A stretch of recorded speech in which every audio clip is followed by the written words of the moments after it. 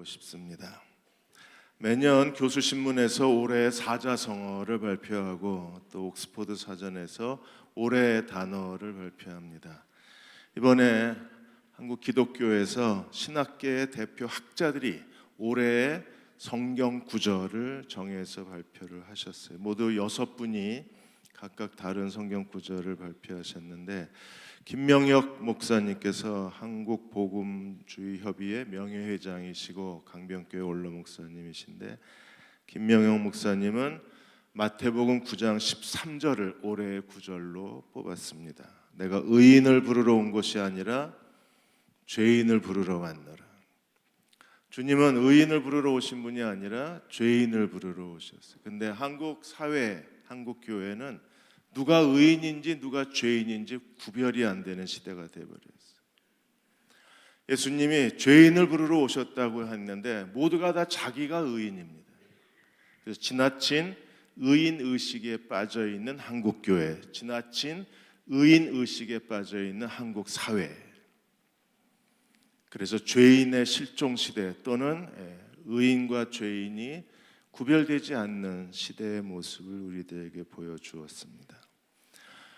우리가 스스로 죄인임을 고백하고 인정할 때 주님은 우리의 죄를 용서하시고 우리를 부르실 수 있는데, 자기가 죄인이라는 의식이 없으면 주님은 우리를 위해서 아무것도 하실 수 없을 것입니다. 오늘 마태복음 9장 1절에서 8절까지 중풍병자 사건은 마가와 누가복음에도 다 동일하게 기록이 되어져 있어요. 마가하고 누가복음에는 마태복음에 기록되지 않는 한 장면이 있는데, 이 중풍병자를 친구들이 데리고 예수께로 갈 수가 없으니까 어떻게 했습니까? 지붕으로 올라갔어요. 그리고 지붕을 뜯었습니다. 한국의 기와집이 아닙니다. 초가집도 아닙니다.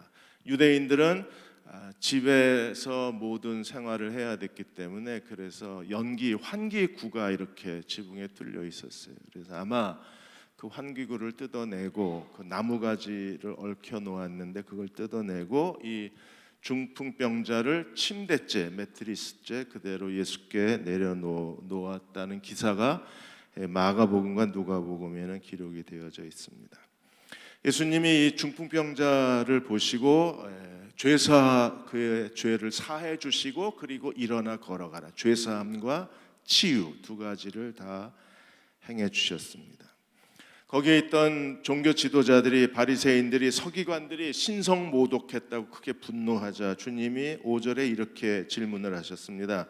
내 죄사함을 받았느니라 하는 말과 일어나 걸어가라 하는 말 중에 어느 것이 더 쉽겠느냐?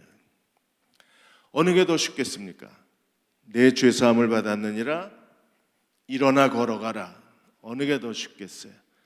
어떤 게 하나님만이 하실 수 있는 일일까? 내 죄사함을 받았느니라, 이건 하나님만이 하실 수 있는 일이에요. 일어나 걸어가라, 이건 하나님의 종들도 할 수 있는 일입니다. 구약의 선지자들도 하나님의 기적을 행했습니다.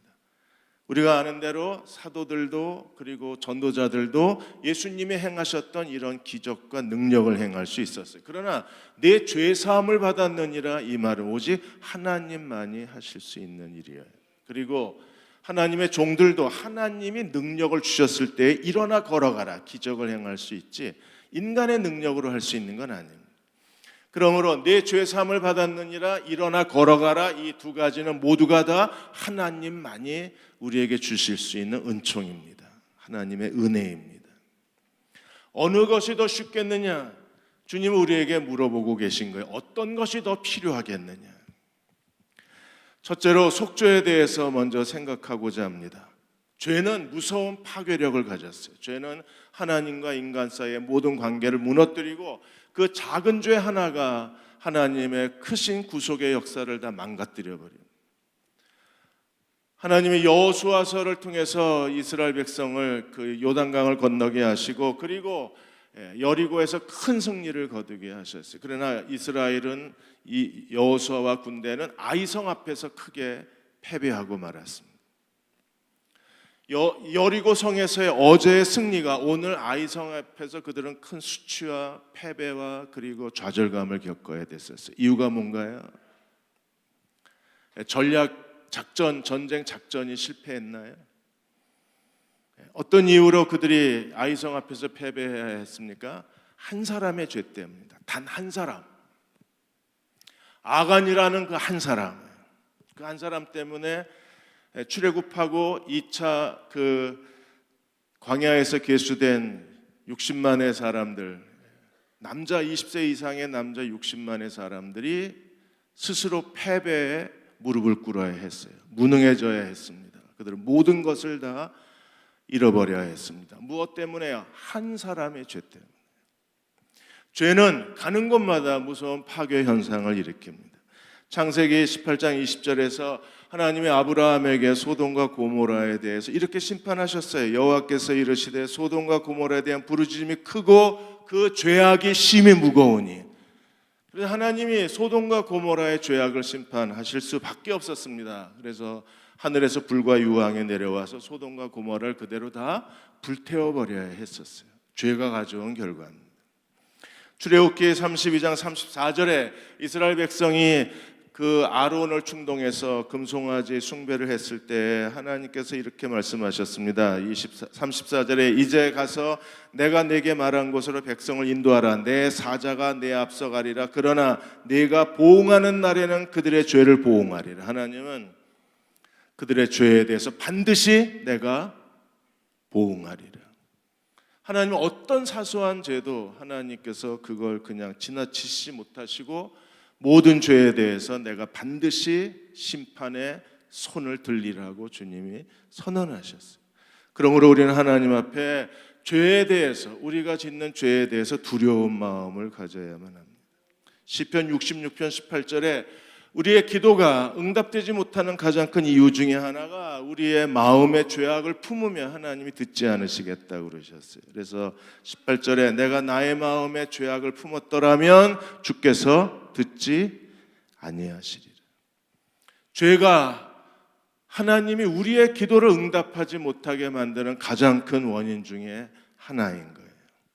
하나님이 왜 이스라엘을 바벨론의 1차, 2차, 3차 포로로 끌려가게 하시고 왜 그 민족의 멸망과 패망의 역사를 겪게 하셨을까요? 예레미야 15장 6절에 보시면 그 죄에 대해서 주님이 이렇게 말씀하셨어요. 여호와께서 이르시되 네가 나를 버렸고 그들은 하나님을 버리고 우상 숭배자가 되었어요. 내게서 물러갔으므로 하나님을 업신여기고 하나님을 경멸하였습니다. 하나님 어떻게 하셨나요? 내게로 내 손을 펴서 내가 너를 멸하였노니 이는 내가 뜻을 돌이키기에 지쳤습니다. 하나님이 지치셨대요. 이제 용서하기도 지치고 이제 뜻을 돌이키기도 지쳐서, 그래서 하나님이 북이스라엘은 아시리아에게 완전히 멸망당하게 하시고 남유다는 바벨론의 1차, 2차, 3차 포로로 끌려가서 무려 70년 동안 그들이 우상 숭배의 땅에서 큰 고통을 당하게 하셨습니다. 죄 때문입니다. 죄에 대한 몇 가지 중요한 이야기가 있습니다. 김석원 목사님이 전국 교회에 다니면서 주기도문 아카데미를 그분이 가르치고 계신데 거기서 주기도문의 죄의 용서에 대해서 이렇게 말씀하셨어요. 첫째로 죄의 용서는 우리로 하여금 하나님이 우리의 죄를 용서해 주셨을 때 우리가 사망에서 벗어나서 영생을 갖는 사람이 될 수 있습니다. 죄값은 사망입니다. 그 죄가 용서받으면 우리는 영생을 갖는 사람이 될 수 있습니다. 두 번째로 죄의 용서는 오직 하나님의 은혜로 받습니다. 인간이 어떤 공로나 우리가 하나님을 기쁘시게 한 일의 대가로 받는 게 아니라 전적으로 하나님의 은혜로 그리스도의 보혈로 우리의 모든 죄가 용서받습니다. 예수께서 십자가에서 그 흘리신 피로 말미암아 누구든지 그리스도를 믿고 그리스도께 자기의 죄를 자백하면 그리스도의 보혈로 우리의 죄가 용서받습니다. 우리가 어떤 죄를 지어도 예수 그리스도의 보혈로 용서받는다는 사실을 믿으십니까? 에베소 1장 7절에 우리는 그리스도 안에서 그의 은혜의 풍성함을 따라 하나님의 은혜로 용서를 받습니다. 그의 피로 말미암아 속량 곧 죄사함을 받느니라. 하나님의 은혜 그리스도의 보혈로 용서함을 받습니다. 어떻게 용서받을 수 있나요? 세 번째 중요한 사실이 있습니다. 우리가 반드시 우리의 죄를 자백하고 회개해야 그래야 용서함을 받을 수 있습니다. 누가복음 24장 47절에 복음은 무엇입니까? 오늘 호산나 송년음악회의 주제가 복음의 시작이었어요. 복음의 가장 핵심적인 주제가 무엇입니까? 죄 사함을 얻게 하는 회개를 전파하는 겁니다. 죄 사함을 얻으려면 반드시 회개해야 합니다. 회개해야 우리가 죄 사함을 얻을 수 있어요. 회개라는 것은 자기의 죄를 부끄럽게 여기고 하나님 앞에 자기의 죄를 고백하고 그리고 죄로부터 돌이킬 때 하나님은 우리를 용서해 주실 수 있습니다. 이사야 55장 7절에 악인은 그 길을 불의한 자는 그 생각을 버리고 여호와께로 돌아오라. 그리하면 그가 널리 용서하시리라. 죄를 스스로 부끄러워할 줄 알아야 합니다. 그리고 반드시 그 죄를 하나님 앞에 고백해야 합니다. 자백해야 합니다. 그리고 그 죄에서 돌아서야 합니다. 그래야 우리는 하나님 앞에 우리의 죄의 용서함을 받을 수 있습니다. 우리가 하나님 앞에 우리 죄를 자백하면 하나님은 모든 죄책감, 죄의 형벌에서 우리를 면제시켜 주시고 우리의 죄를 완전히 지워버려 주십니다. 그래서 하나님이 용서하신 이후에 더 이상 우리의 죄를 기억하지 않으세요. 히브리서 8장 12절에 내가 저의 불의를 긍휼히 여기고 저의 죄를 다시 기억하지 아니하리라. 2019년 지난 1년을 살면서 하나님이 지워버려 주셨으면 하는 일들이 우리에게 있습니다. 연예인들이 예능을 찍다가 그들이 마음에 들지 않으면 편집해달라 그럽니다. 우리의 인생도 하나님이 편집해 주실 수 있으면 얼마나 좋을까요? 그 실수, 그 잘못, 그 수치스러움, 우리 인생에 기억하기도 싫은 일들 하나님이 다 지워버리시고 편집해 주시면 얼마나 좋을까요? 근데 하나님이 정말 우리의 인생을 편집해 주십니다. 우리의 죄를 고백하고 하나님께 우리의 태만과 우리의 부끄러운 모습과 우리의 나태함을 주님께 고백하고 용서함을 받으면 하나님이 기억하지 않겠다고 약속을 해주셨습니다. 그러므로 하나님 성령께서 우리의 죄를 깨닫게 해주셨을 때 우리가 하나님 앞에 저지른 악한 일들과 교만을 알게 해주셨을 때 은밀하게 저지른 모든 죄에 대해서 성령이 책망해 주셨을 때 우리는 그 죄를 하나님 앞에 반드시 죄를 자백해야 그래야 용서함을 받을 수 있습니다. 그냥 가만히 있다고 죄가 면제되는 건 아니에요. 귀찮고 싫다고 그냥 죄를 덮어버리고 갈 수는 없습니다. 반드시 죄를 지으면 회개하고 그 죄에 대한 고백이 있어야 그래야 하나님이 우리를 용서하실 수 있습니다. 요한일서 1장 9절에 만일 우리가 우리의 죄를 자백하면 그는 미쁘시고 의로우사 우리 죄를 사하시고 우리를 모든 불의에서 깨끗하게 하실 것이요. 이 은혜가 오늘 밤 저와 여러분에게 있으시기를 축원합니다. 하나님 앞에 다 용서받고 가고 싶습니다. 그리고 정결한 마음으로 새로운 한 해를 시작하고 싶습니다. 시편 32편 5절에서도 내가 이르기를 내 허물을 여호와께 자복하리라 하고 반드시 우리는 자신의 죄를 자복해야 합니다. 그래서 오늘 송년 마지막 예배 때 우리는 하나님 앞에 우리의 죄에 대한 자복의 시간을 가지려고 합니다.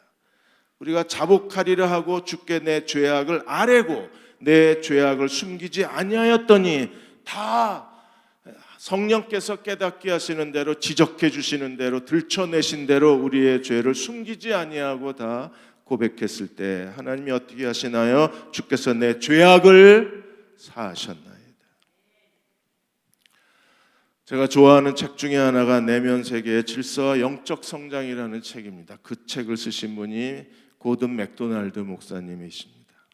이분이 그레이스 채플 보스턴에 있는 그레이스 채플에서 목회를 하시다가 한 여성과 부적절한 관계를 맺으시게 돼요. 그게 이제 교회 안에 다 그 사실이 알려지게 됐습니다. 그래서 그분은 자신의 죄를 인정하고 그리고 사임을 했습니다. 고든 맥도널드 목사님을 좋아했던 많은 사람들이 굉장히 큰 충격에 빠졌어요. 저도 굉장한 충격을 받았습니다. 3년 동안 사임하시고 나서 3년 동안에 하나님 앞에 무릎을 꿇으셨어요. 아주 철저하게 하나님 앞에 회개했습니다. 그리고 사람들 앞에 회개했습니다. 그리고 회복의 시간을 가지셨어요. 그분이 철저하게 하나님 앞에 회개했다는 사실이 사람들의 마음에 그게 받아들여진 거예요. 그래서 3년 뒤에 고든 맥도널드 목사님이 다시 돌아왔을 때 교회도 교인들도 그를 다시 사랑으로 받아들이고 용서로 받아들였어요. 그렇게 용서와 사랑으로 받아들일 수 있었던 것은 그분이 하나님 앞에 오랜 시간 동안 눈물로 철저하게 회개와 회복의 시간을 가졌기 때문입니다. 오늘 우리가 기도할 때 하나님이 우리의 모든 자백한 죄를 다 용서하시고 우리를 모든 불의에서 깨끗게 해 주실 것을 믿습니다. 두 번째로 우리는 성찬의 은혜를 나누려고 합니다. 하나님은 언약을 맺으시고 언약의 식탁을 가지셨어요. 이 언약의 식탁 중에 하나가 성찬입니다. 구약에서는 하나님이 시내산에서 언약의 식탁을 가지셨고 예수 그리스도의 새 언약의 식탁은 다락방에서 가지셨어요. 구약에서 하나님이 어떻게 그 언약의 식탁을 가지셨습니까? 출애굽기 24장에 보시면 하나님께서 모세와 아론과 나답과 아비후 그리고 이스라엘 70명의 장로가 하나님이 계신 시내산에서 그들이 하나님과 함께 머물렀습니다. 모세가 먼저 번제와 화목제를 드리고 제물의 피 절반을 제단에 뿌리고 나머지 절반은 그릇에 담았어요. 그리고 모세가 언약의 책, 하나님이 주신 율법의 책을 읽었습니다. 그리고 남은 절반의 피를 백성들에게 뿌리면서 이것은 언약의 피라 그랬어요.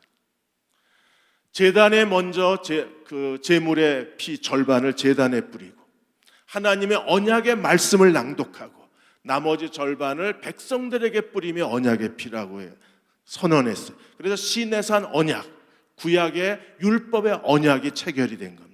그리고 나서 장로들과 모세와 아론이 여호와의 산에서 그들이 하나님과 더불어 친교의 식사를 하게 돼요. 이게 구약의 언약의 식탁입니다.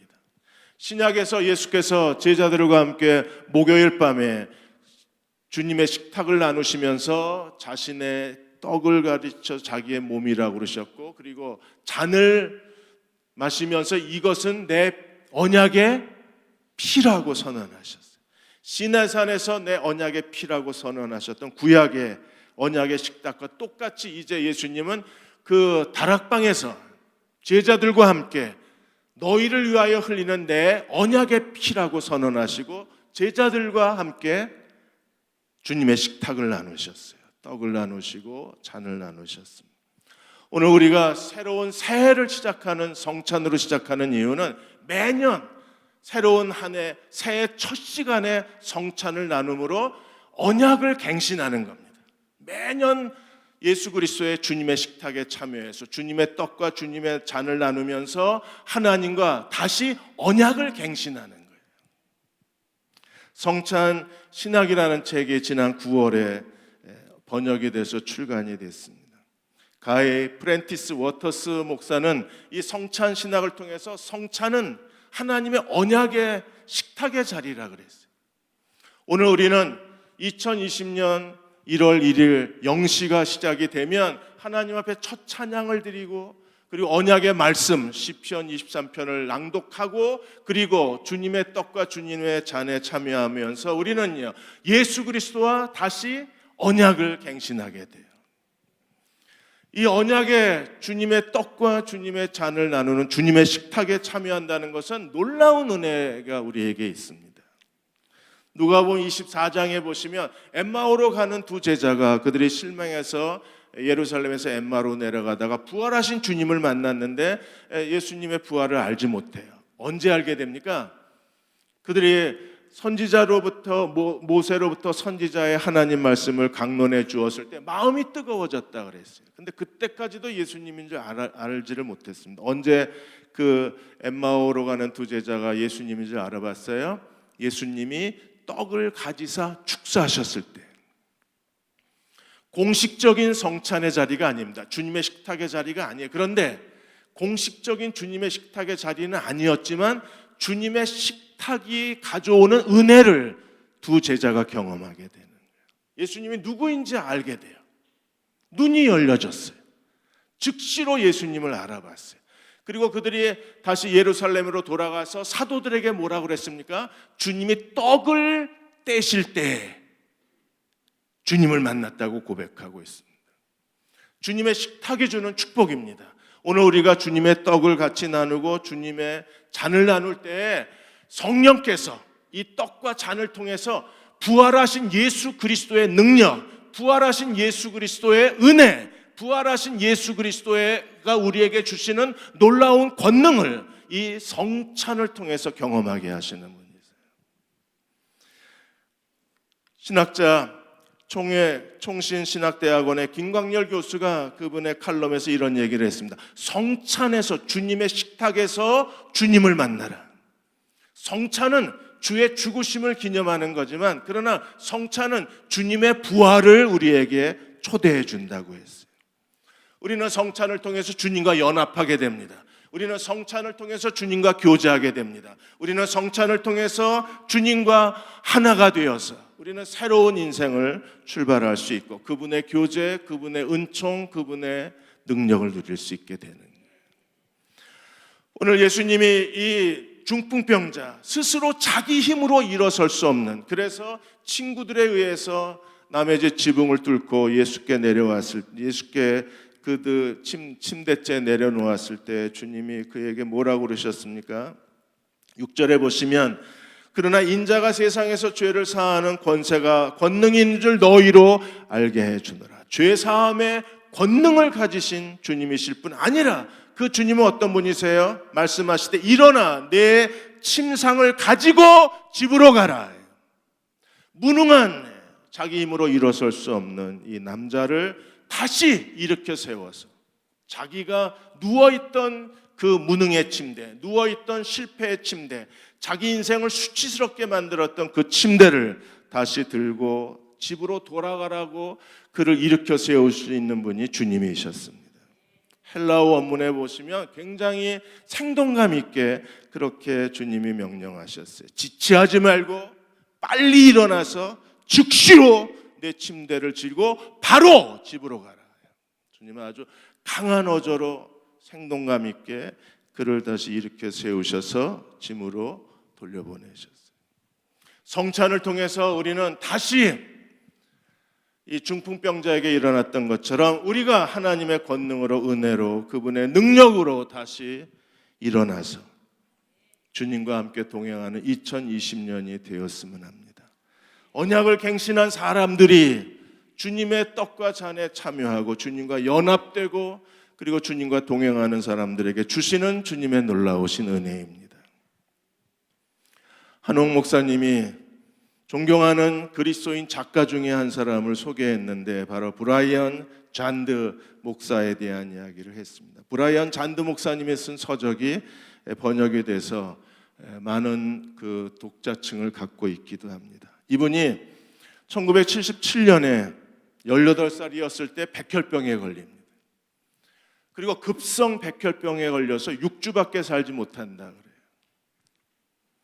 그는 좌절했습니다. 예수님을 만난 지 불과 2년, 16살에 예수님을 만나고 매일 신실하게 주님과 교제하고 주님의 뒤를 따라왔었는데 갑자기 그의 인생이 멈춘 거예요. 18. 이제 남은 인생은 6주. 그가 할 수 있는 일은 아무것도 없었습니다. 무엇보다도 하나님이 그를 목회자로 부르신다는 확신을 갖고 있었는데 이제 그에게 남은 것은 6주. 죽음이 눈앞에 있었습니다. 아무것도 할 수가 없었습니다. 그래서 브라이언 잔드 목사는 하나님 앞에 성경만 읽었어요. 매일 눈 뜨면 읽기 시작해서 지칠 때까지 성경을 읽었습니다. 그러다 어느 날 시편 118편 17절에 가슴이 멈췄어요. 아니, 그 말씀이 거대한 불꽃이 돼서 자기를 삼켰다 그랬어요. 118편 17절이 갑자기 불꽃이 되어서 자기를 삼켰다고 했습니다. 그 말씀이 이 말씀입니다. 내가 죽지 않고 살아서 여호와께서 하시는 일을 선포하리로다. 내가 죽지 않고 살아서 여호와께서 하시는 일을 세상에 선포하리로다. 그는 그 말씀이 자기를 휘감는 것을 느꼈다고 했습니다. 말씀이 마치 살아있어서 자기를 움켜쥐는 것처럼 느꼈대요. 그 말씀이 살아있어서. 갑자기 가슴에 불같은 믿음이 생겨나고 그 말씀 한 글자 한 글자가 가슴에서 요동치기를 시작했습니다. 그는 즉시로 치유를 받습니다. 병원에 갔을 때 모든 게 다 사라져버렸어요. 몸에서 다 사라진 뒤였어요. 그리고 지금까지 그분은 세인트 조셉 그 지역의 교회를 개척하고 영향력 있는 설교자로 목회자로 많은 사람들에게 하나님이 하시는 일을 증거하고 있습니다. 부활하신 그리스도의 능력입니다. 성찬의 은혜예요. 사랑하는 여러분, 모든 죄를 다 용서받으십시다.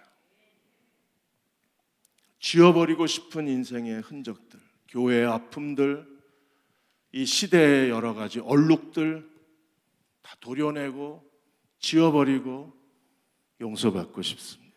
그리고 성찬과 함께 새로운 한 해를 시작하고 싶습니다. 잠깐, 하나님, 이렇게 주의 은총 받은 자로 우리와 함께 계신 주님을 의지하고 주님만 찬양하고 주님만 따라가겠습니다. 그렇게 2020년 살게 해 주옵소서. 언제나 주님 뜻 안에 내가 있게 해 주옵소서.